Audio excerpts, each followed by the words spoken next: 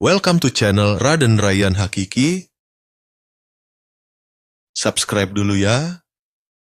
Cerita dimulai di sebuah istana megah. Hiduplah seorang putri di mana ia adalah penerus kerajaan di istana.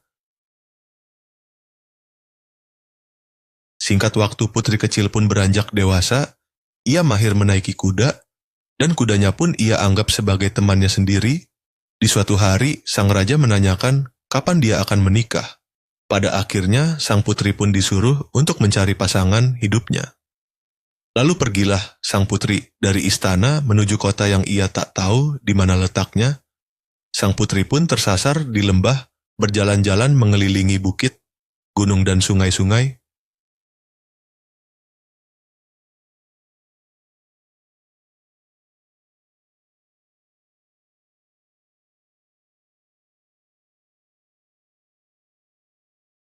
Dan entah dari mana sang putri dihampiri raja hutan yang seram menakutkan, seperti monster yang haus darah.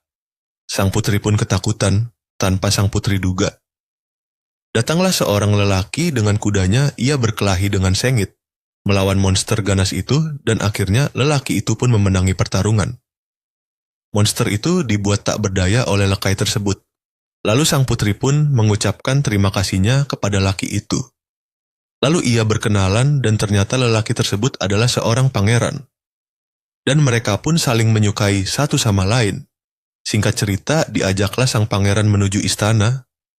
Lalu mereka bertemu sang raja, dan akhirnya sang raja pun menginginkan sang pangeran untuk menikahi putrina, dan akhirnya putri pun menemukan pasangan hidupnya, laku ia pun menikah di istana megahnya, dan hiduplah mereka dengan bahagia. Inilah kisah sang putri dan pangeran.